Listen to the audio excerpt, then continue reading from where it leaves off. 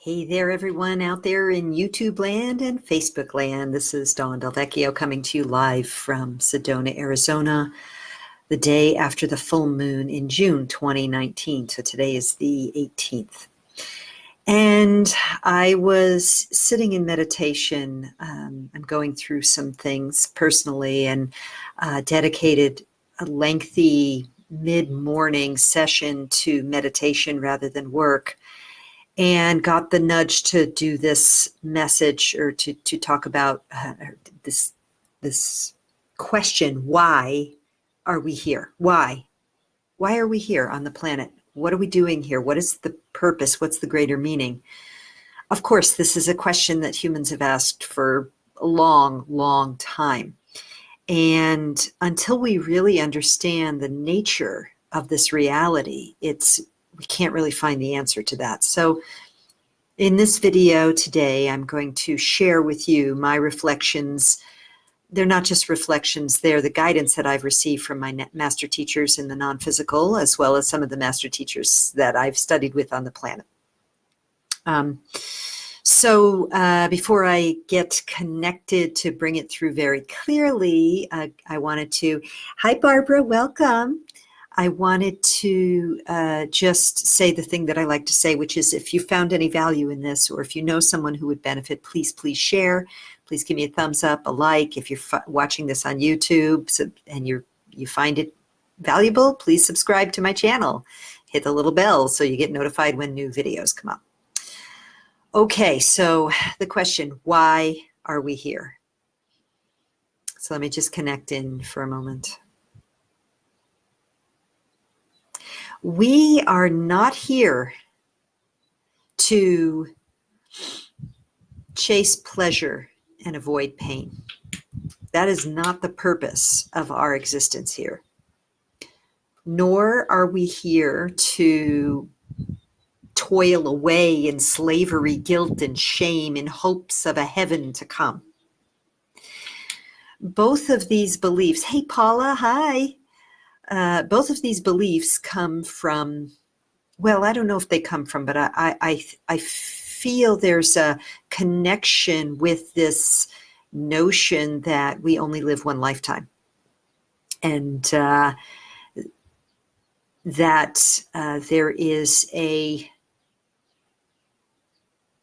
our reality is dualistic in nature. So when we have a belief that reality is dualistic, that there's good and bad, and that we only have one life to live, then we're going to come into this life chasing the good and avoiding the bad, which could look like martyrdom and suffering, depending on how you're raised, or it could look like hedonism. Either way, you're chasing the good and trying to avoid whatever the bad is in your paradigm of the reality. But we are not here to seek pleasure and avoid pain, nor are we here to suffer and toil away as slaves in hope for a better tomorrow. We are here very simply to wake up. We are here to wake up and remember who we truly are. And to do that requires a fundamental shift in our understanding of the nature of the universe. Many of us, most of us, if we're raised in the Judeo-Christian belief system, and even some of the Eastern traditions, we are raised to believe that there is a God which created this reality. Maybe it's a vengeful God, maybe it's a loving God. And that we were either kicked out of the Garden of Eden, or somehow we are separate from God. And there's two different things. There's God and there's not God. That's the fundamental dualistic belief system upon which many of us are raised, and then therefore we misperceive what this reality is. We think we have to chase pleasure and avoid pain, or at least chase comfort, or we believe we have to be martyrs. That we have to be saintly, that we have to sacrifice, that we have to suffer, that we came here to toil away in hopes of a better tomorrow. Thanks for the love. And when we begin to understand the true nature of our reality, and again, I'm not inventing this. This comes from master teachers in the non-physical. We understand that this is a non-dual, that our reality is our greater reality, not this experience we're having in 3D form, is non-dual in nature. In other words, everything is God. Everything is the Mother, Father, God. Everything is a part of us and we are a part of everything. So what the heck are we doing here? Why are we separate? And why is it so hard? And why is this planet so crazy? Well, let me get connected here because I want to bring this through as clearly and directly as possible. We have never left God. We are but having a dream, some would say a nightmare, in the mind of God. And when we wake up from the dream, we remember who we are and we can evolve to become, ascended masters or enlightened beings. And we can return to the consciousness of oneness. So again, why are we here? We're here to wake up and remember who we truly are, that we are indeed the divine having an experience of thinking it's not the divine, having an experience of separation and dualism. Are we doing that to bring information back to God, as some would suggest? I'm not so sure. That's a pretty profound metaphysical conversation, but I want to take this now in a little bit of a different direction. Because if we are here to wake up, then what does that actually imply in our day-to-day lives? Well, if we are here to wake up, that means we have to return to love, the remembrance of who we truly are as love, which is God. God, love, love, God. And that means that in this consciousness of separation, we have to clear out all of the stuff that's in the way of us remembering who we truly are, all of the not love frequency, all of the thoughts, the ideas, the constructs, the belief systems, the patterning in our subconscious, all of that we have to start clearing out. So what does that mean? That means that if you are wakey, wakey, that's right, Paula, wakey, wakey, that means that if you are on a path back to God, if you're on a path of awakening, it's not all peaches and cream right now, people. We have lived multiple incarnations of separation, doing all kinds of crazy ass shit. Murder, mayhem, torture, suffering, pity parties, insert the blank, hedonism, etc. That stuff doesn't just go away. We came to remove all of those frequencies which are not aligned with the frequency of love, which is God, God, which is love. And when we truly do that, then we awaken. So this is not a path for the light of heart, or what would you call it, the faint of heart.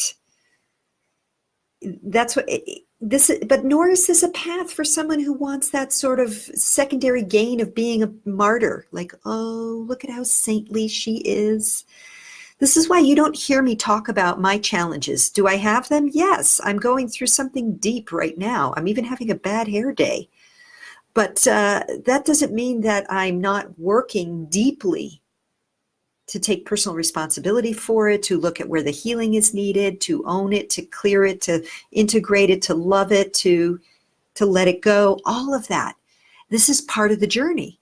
So when the shit hits the fan in your life, you have a choice.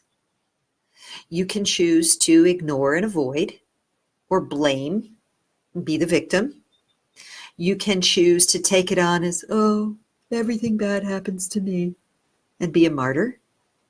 Or you could really just say, I'm going to feel this. I'm going to go in, I'm going to go down, I'm going to feel this, I'm going to allow it, and then I'm going to allow the truth to emerge, that I am as God created me, and I am the love that is the divine Mother, Father, God, and I am clearing out something that is not serving me anymore.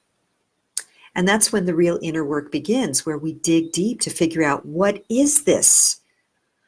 What's the message here? And it's often extremely literal. So I don't want to get into like the personal details of my life, but I can tell you this: it's not just a bad hair day. For example, right now, like a piece is coming up for me. It has to do with my physical structure. It has to do with my ability to digest and assimilate. And it has to do with the rotting, fetid, dead cat we finally found next door that's been stinking up the neighborhood. All of that is right now my work. Or we would say in the Course in Miracles, that Jesus would say, it's my forgiveness work right now. And as I do that work, then healing can come, not just for me, but for all those whose lives I touch. And that's what I upload to the frequency, to the collective frequency, to support a higher upleveling for all, the rising tide that lifts all ships, so to speak. Thank you, all the wows and the loves. I appreciate it. Hey, Jeff, good to see you here, dear brother. So many years we've been friends now, huh? Lorraine, cousin, great to have you here. Kathy, thank you for being here. It's really lovely to have you all here. So, why are we here? We're here to wake up.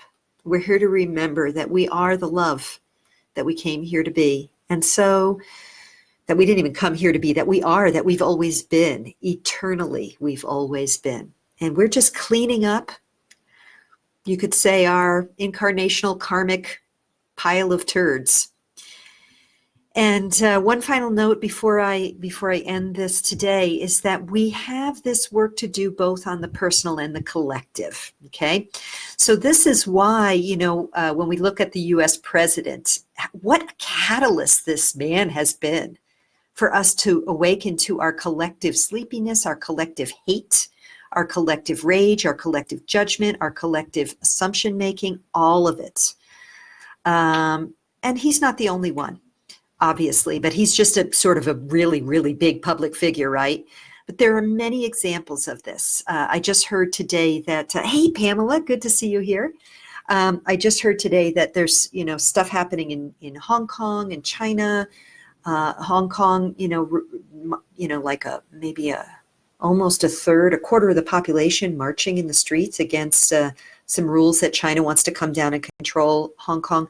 So this is happening like collectively, we are seeing many, many, many different reflections of how we as a collective have been living in separation, believing in attack and hate. And please remember that the other side of the coin of defensiveness, defending and protecting yourself, is attack. Full stop. That's no ifs, ands, or buts. If you're feeling defensive, your mind is already attacking, even if it's silently in there, way back there. So collectively, this is a thing collectively, and of course, personally, of course. So the next time something comes up for you where you feel like you just got a universal 2x4 upside the head, remember that you're making a conscious choice with your free will of what you want to do. Do you want to blame? Do you want to play the blame game some more? You can do that. You'll probably come back to have to sort this out in another incarnation. Do you want to have a nice pity party and just be kind of a martyr about it? And woe is me, but I'm so saintly that I'm sure there's a nice place in heaven for me. Do you want to do that one? You can do that too, but I think you're going to find that when you on the other side, that's actually not how it works.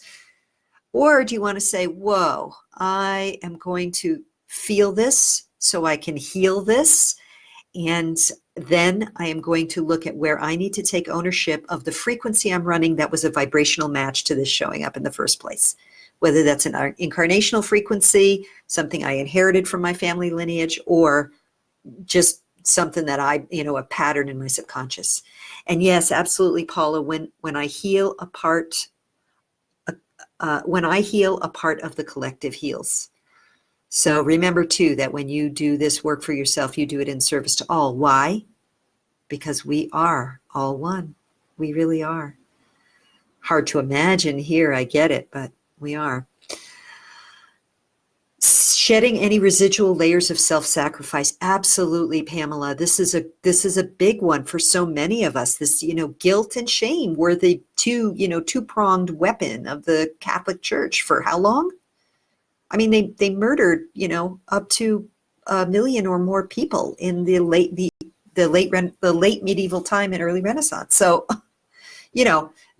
we have a lot of fear of showing up. We have a lot of fear and guilt, and all of that needs to be healed, owned, healed, integrated, forgiven for ourselves, forgiven with others. So, okay, I'm rambling on now. So I want to end this. Why are we here? We are here to wake up and remember that we are love, and we are the divine, and we are all one. That's not an ego statement. That's a statement of divine loving truth. So that's what I have for you today, coming via me, but not from me. This is truth that comes through me and from my master teachers. So I offer it with love. I offer it with deep compassion for all of us at this time. Okay, signing off for now. Thank you, those of you who've watched this. And much love until next time. Blessings to you as well. Mwah. It takes one goddess to know another. You're welcome, Kathy. Thank you. Love you all.